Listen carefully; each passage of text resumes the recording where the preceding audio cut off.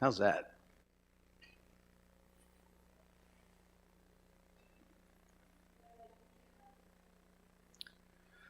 All right, we can pick up where we left off. That would be easier if I knew where we left off, but I really don't. So I just figured we would probably start and do chapter 2 because that's really what we want to do. Is we'll dive into chapter 2, but before that, then I'm going to do probably one slide with you, and this is just to recap some of these things that we've been talking about with the archaeological discoveries and the skeptics out there, and we're going to run into them again in Daniel, particularly in the dream. But overall, what's the philosophy here? Overall, this is what I want to get to you and portray to you is that do we have to answer every question and every criticism that these critics come up with? And the answer is no. You see that it's been time and time again that we have the critics saying one thing, and then we come up with an archaeological discovery. And oh, by the way, what's the pattern of the archaeological discoveries? Which way do they go? Do they support the critics and then make the Bible believer dance a little bit faster, or is it the other way around? Well, it's the other way around. With the archaeological discoveries that continue to come up, it's always a silencing of the critics, and then we can try to move on, and then they come up with something else. But see, that's important for us to understand. That's the pattern. They continue to come up with something else. It's just like in the political realm, you'll see them that they just want to throw so much garbage up against the wall that maybe something sticks, even though they may know 90% of it is just lies and, innuendo, whatever. It's the same thing with the critics. They used to just go after Luke all the time with the book of Acts. And, well, he didn't call the magistrates up there in the Roman colonies the proper name. Well, they've never been called that.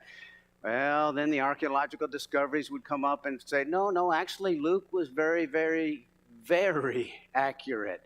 The historians that wrote after Luke weren't so accurate, but Luke was accurate. And then the discoveries, of course, reinstill our faith in the biblical text and the Holy Writ.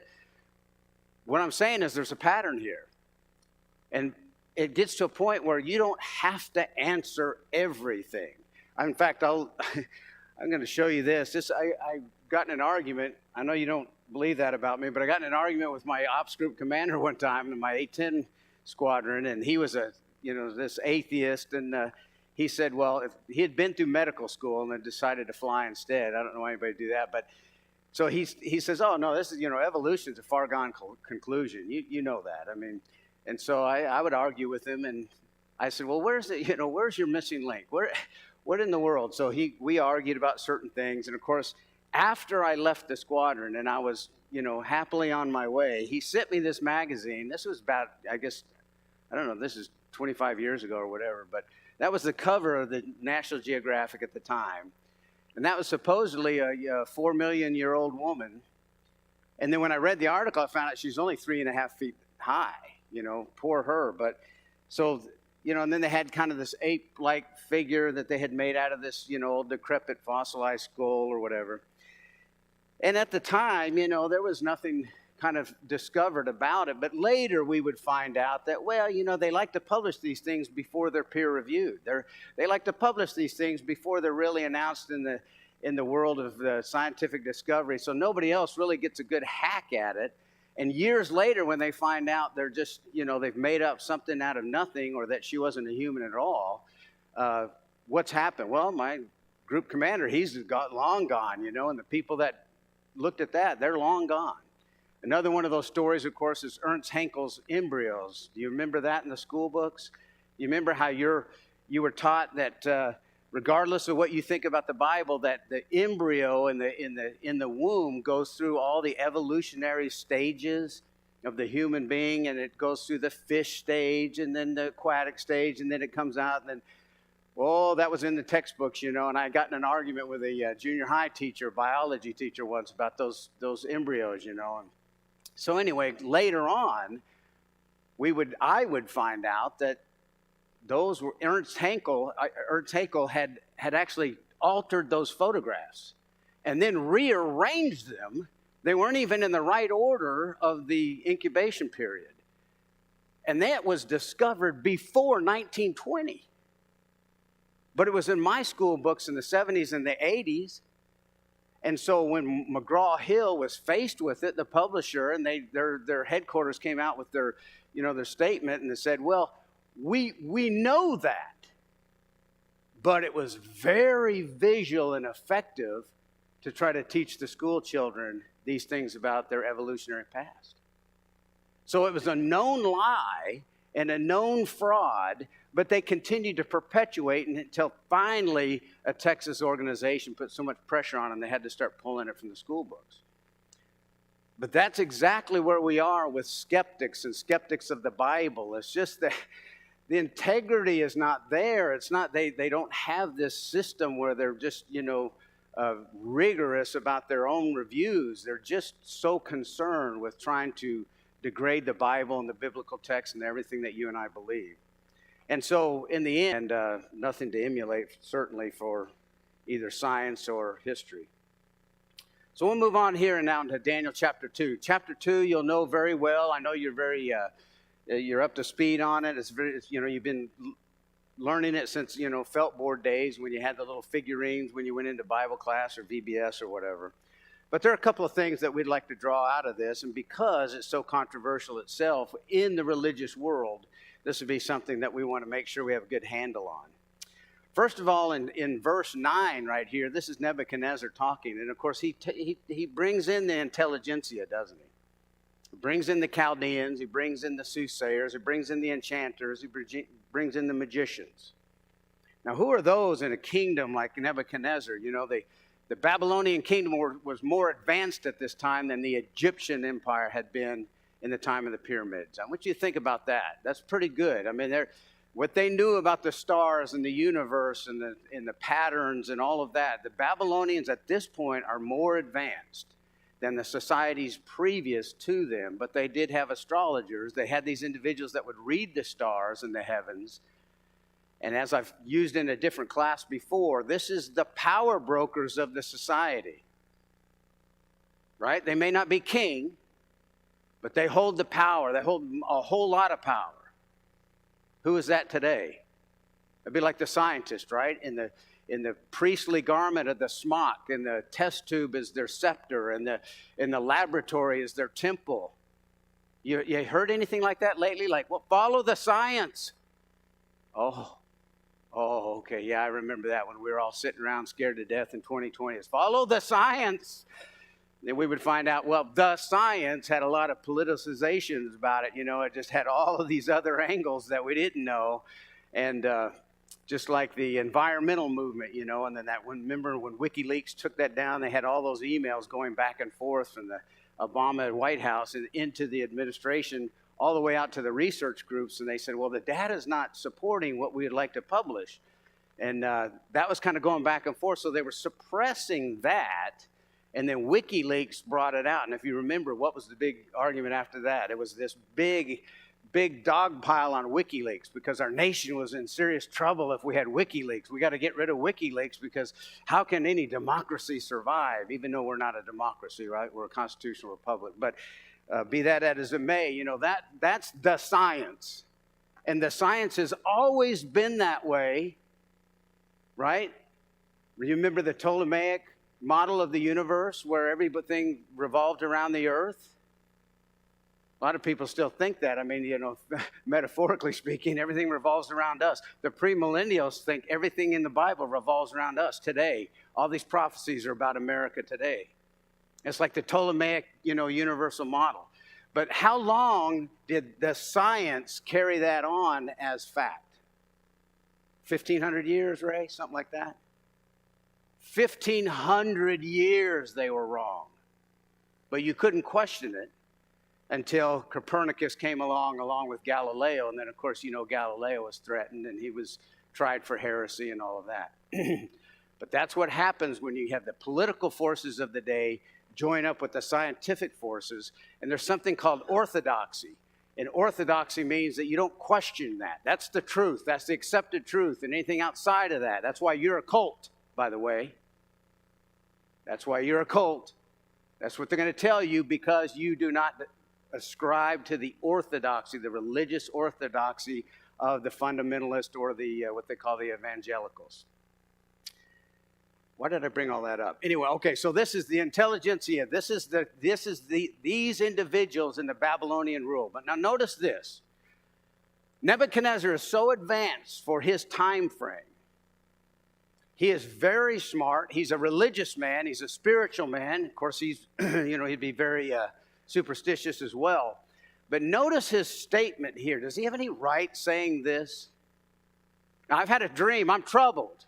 I want to know what the interpretation of the dream is. Well, tell us your dream and we'll tell you the interpretation. No, you show me the dream and then I'll know you can tell me the interpretation. And they're going to start having fits right there. Now, listen at this. Nebuchadnezzar is more advanced than most of our religious world today. Why is that? Because he realizes something at the very rudimentary level. If you have power, then show me real power. Quit quibbling about it. Well, you tell us the dream and then we will tell you the interpretation. No, if you have real power, you can tell me the dream. You know what happens today? Every time you have a debate with somebody about miracles, we debate with what? Words. Show me one place in the entire Bible where somebody used words to argue for a miracle. Not once. It's always the miraculous supports the words of God. When Elijah took on the prophets of Baal, did he go to the mountain to argue about what the miracle could be or how powerful Jehovah God was? Did he go up there for a debate of words? Or did he wait till they cut themselves with all the bloodletting and all the dancing and then brought fire down from heaven on a wetted altar? That had, oh, by the way, what? Been torn down. Why did the prophets of Baal seem fit to tear the altar of Jehovah down in all their fury of dancing around and this emotional response because they just couldn't bring about the result that they needed? We have no business debating about miracles because there's no debate. If you can do one, do it. There's never been a case like that. We have brethren that have, in the Restoration period 4, that have debated all the denominations on miracles, and not one miracle was ever performed in that debate. It's all about words. But that's not the Bible text that you read. And Nebuchadnezzar's already to a point where he understands what we don't today. That is, there shouldn't be any words. Give me real power. Show me the power. You said you had it. You enchanters said you had it. You sorcerers said you had it. You magicians say you can do that. You can read the stars. Give me the power right now. Show it to me. And of course, now they're in a bind. And so now he gets them, and God's providence gets them. How come I went backwards? Gets them to the same point that they have Nebuchadnezzar. And they says, there's not a man upon the earth that can show the kings this matter. Well, guess what? That's what we've been saying all along. There's not a man on earth that can do that. They finally have admitted, instead of like the magicians in Egypt trying to copy everything, now they're to the point where they're saying, well, there's not anybody, no man on earth can do this, but only the gods. Finally going to step away from the earth into the supernatural and say, well, we can't do that. And of course, in Ezekiel here, just to show you how this works, they lived in a time and a place where they claimed to have this power, and they can believe that they could look into the supernatural and have this divining power. Even Nebuchadnezzar himself, the shaking of the arrows, looking back to and fro, the divination, he says the teraphim, and then what? They're looked into the liver, right? We talked about that before, where you'd butcher an animal. When Xerxes was about to cross the Hellespont and go into Greece, even though he had a 1,000,000-man army and he was going to go up against all these little, the freemen of the Greece, Peloponnesian part, he had an animal sacrificed and he read the liver, right? Tell me how this is going to go. Kind of like when they went to the temple and they started to go, go with it. But anyway, that's the way they would do. They would look into the liver to see if they were going to be successful or not, and Nebuchadnezzar was no different, and neither were these soothsayers. But Daniel comes along and he finds out that all of these individuals are in trouble. The intelligentsia, all the wise men of Babylon have now had a decree put out on their head. And if you read the text, you would imagine that this is going to be a public kind of hanging. This is going to be a public execution, because they're not going to just grab them one by one in their homes, but they're going to gather them up. So Nebuchadnezzar is going to make a show of this possibly and take them out to the plains of Dura or something like that, right outside of Babylon on the high hill. And he's going to show people that they've let him down, and he's in a fury about this. Daniel requests from the king an audience before he even knows the dream. That's a lot of faith. You remember when we talked about in the very beginning, when he wouldn't defile himself, then God came along and made him to find kindness and favor in the sight of the prince of the eunuchs. But Daniel had this faith first. He made a stand for God in his faith first, and God took care of him. Here, he's already requested. He sees the bloodletting that's about to happen. He's going to try to put a stop to it. He's asked to see the king already. And then he goes back with his companions, the other eunuchs from Judaism there, and then they begin to desire the mercies of heaven. When Daniel finds out this dream and God reveals the dream to him, he has one of the greatest prayers of thanksgiving, but also one of these most powerful statements of the Bible. This is also the theme of Daniel that we're familiar with. And when Daniel says, he answered and said, "Blessed be the name of God forever and ever, for wisdom and might are his." He removes kings. He changes the times and the seasons. He removes kings. He sets up kings. He giveth wisdom to the wise, knowledge to them that have understanding. He revealeth the deep and secret things. He knows what is in the darkness, and the light dwells with him. I thank thee and praise thee, O thou God of my fathers.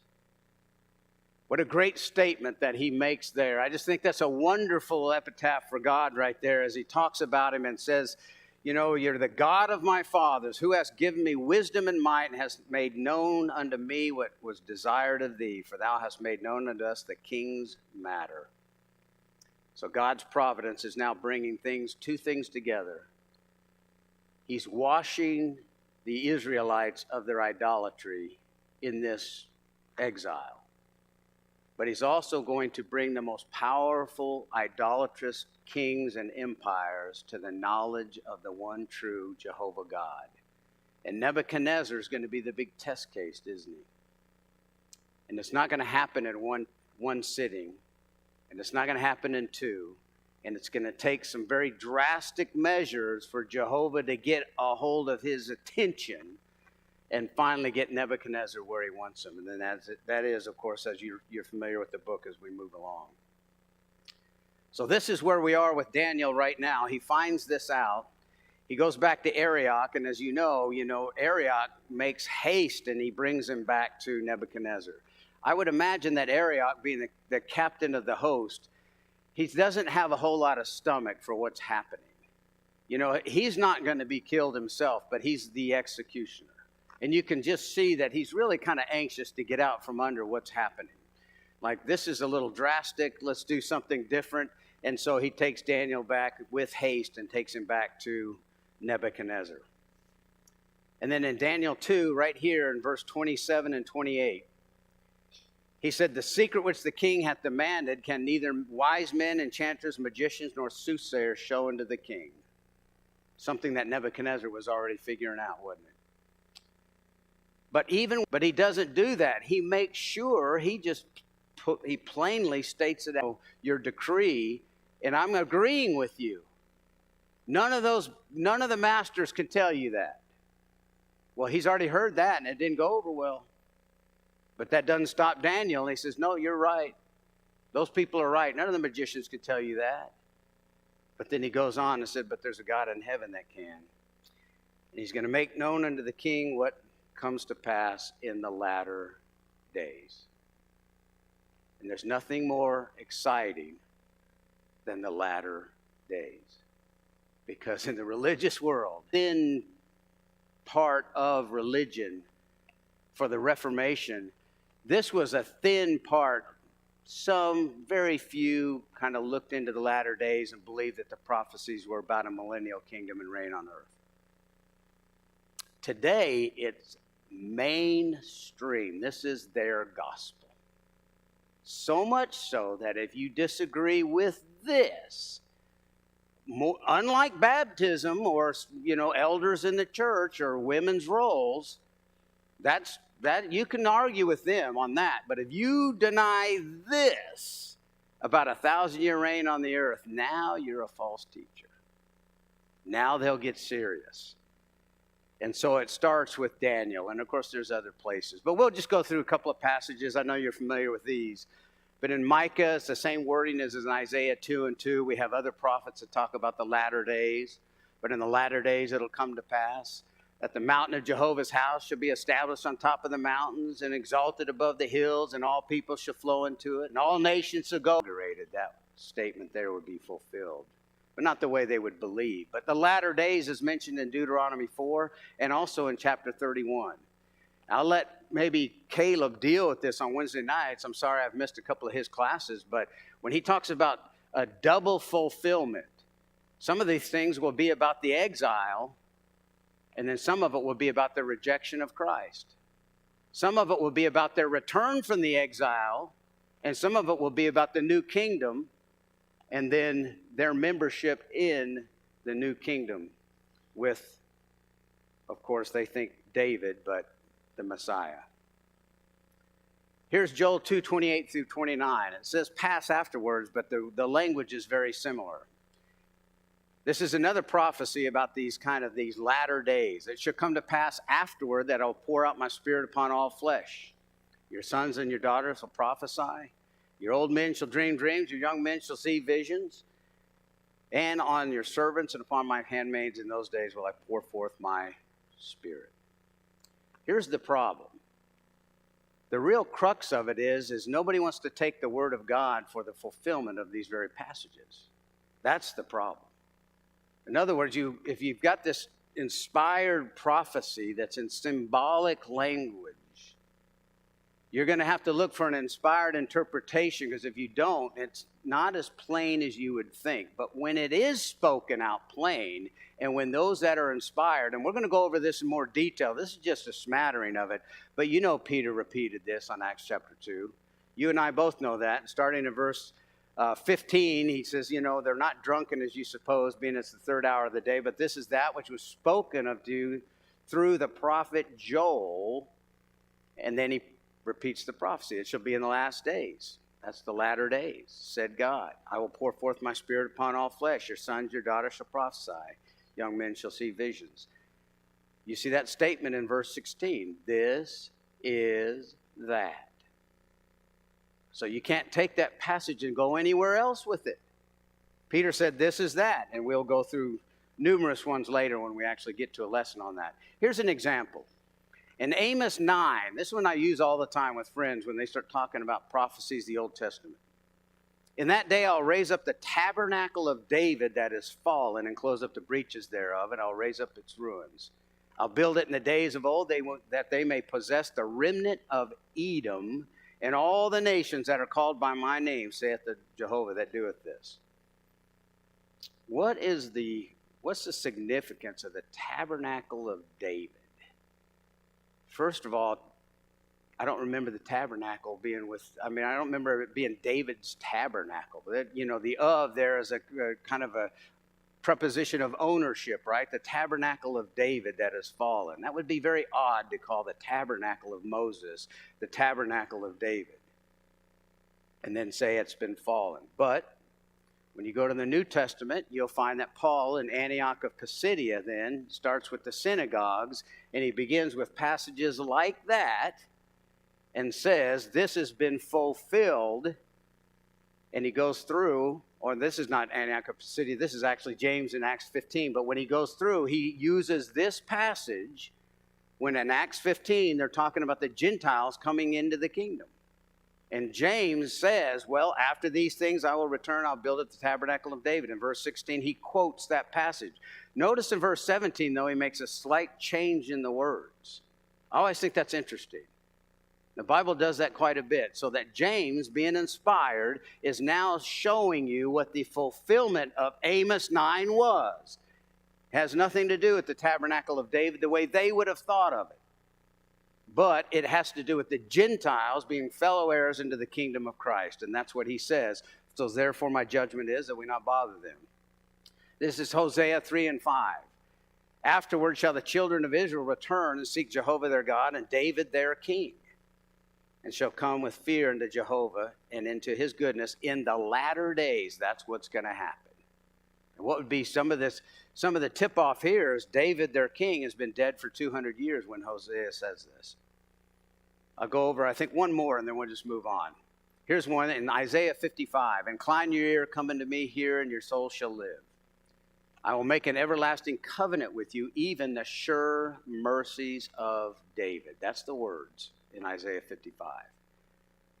Now, who quotes that but Paul in Antioch of Pisidia? In this synagogue, as concerning that he raised him from the dead, now no more to return to corruption, he has spoken on this wise, I will give you the holy and the sure blessings of David. And he goes on to explain that as being the Christ in his resurrection. Isn't that interesting? How they could take this language. Now, what I'm saying is, what if that weren't written in there? What if Paul hadn't have written that? What if James hadn't have stood up in Acts 15 and said, well, this is what they were talking about?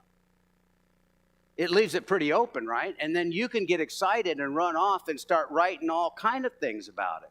You can construct all of your theories about all of these prophecies unless you had an inspired interpretation. And that inspired interpretation is not that simple, is it? But it's very different than what you would think it was. And so all I do is I use these to say and caution people from speeding, which is you can't go running through and making up everything that's exciting to you just because you read about these prophecies and you see somebody on television getting excited about it.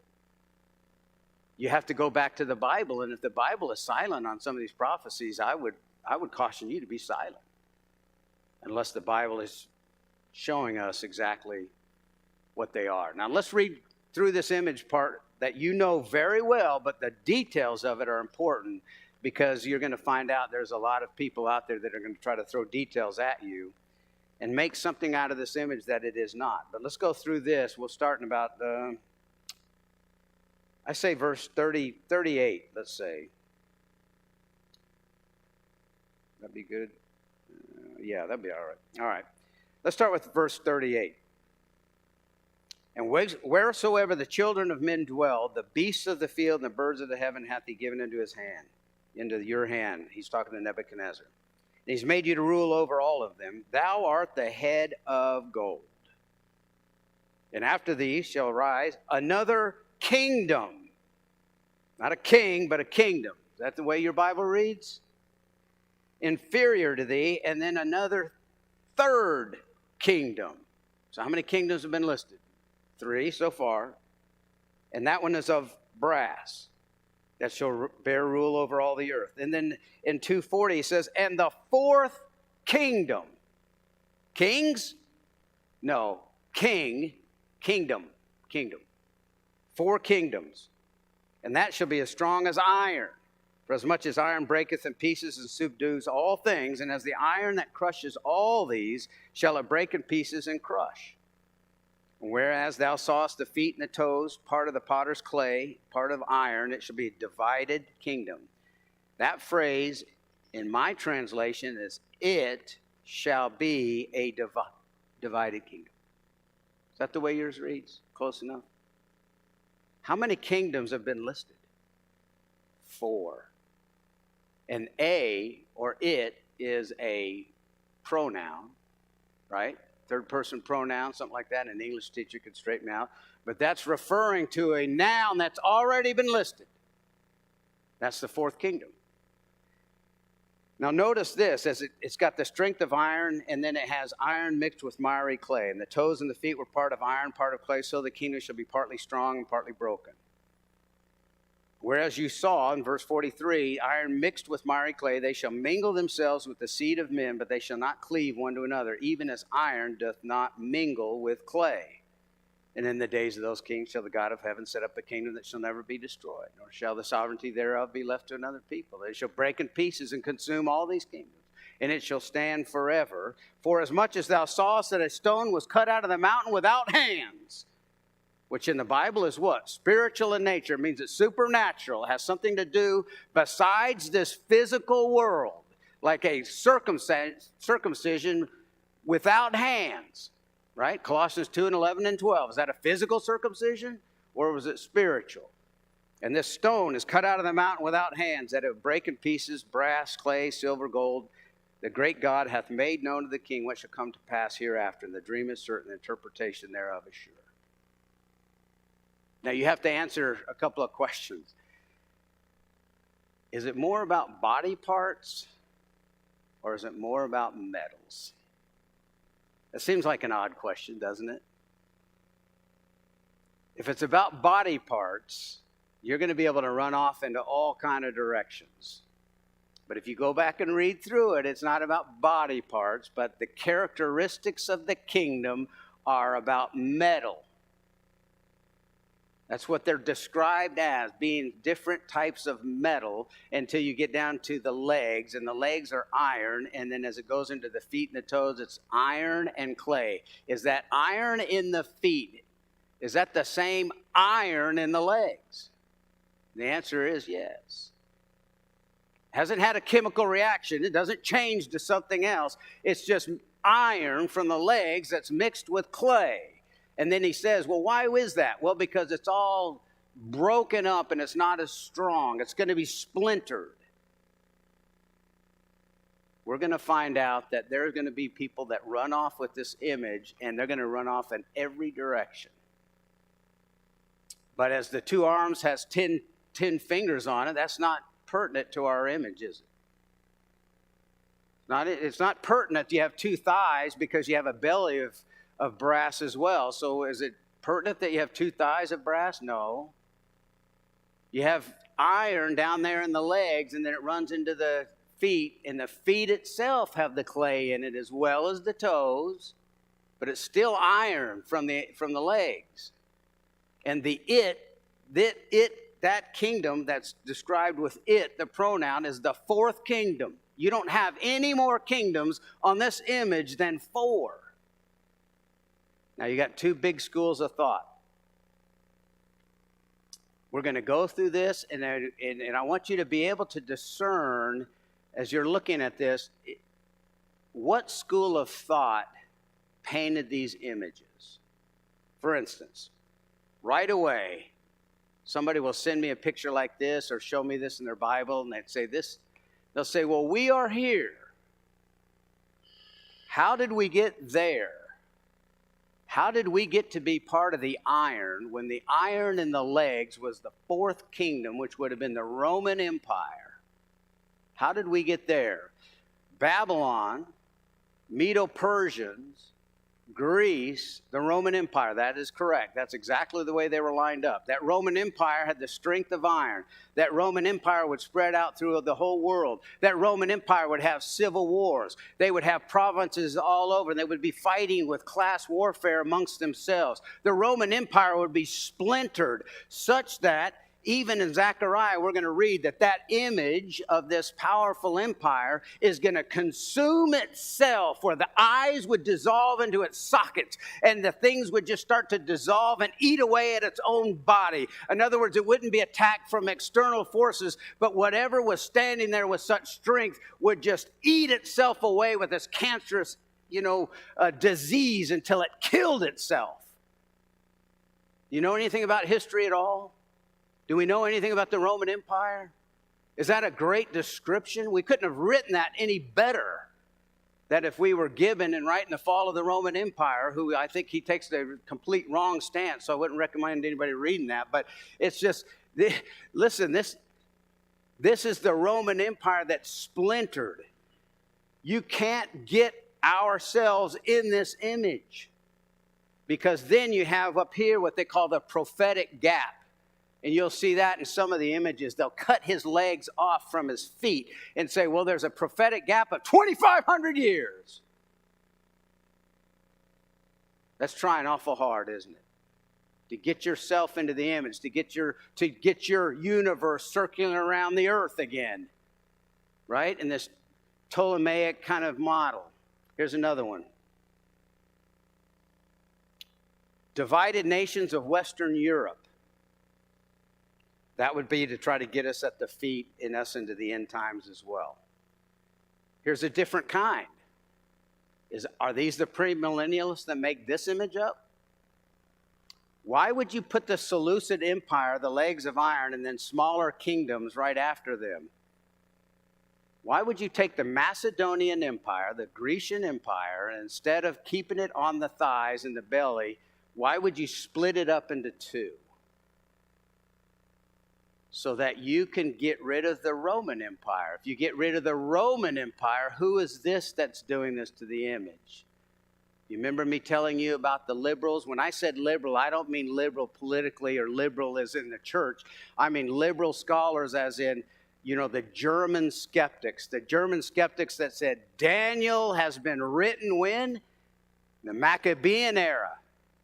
If he's writing in the Maccabean era, he can't be talking about the Roman Empire. That's in the future. We know there's no prophecy. We know that there's no such thing as prophecy. We know that Daniel's a liar. And it's still, no. It's really still good for you to read. It's really a good part of the Bible. But we can't have any prophecy, so we're going to try to get rid of the Roman Empire because that comes after the Maccabean period. So now we get rid of it by splitting up the Macedonian Empire.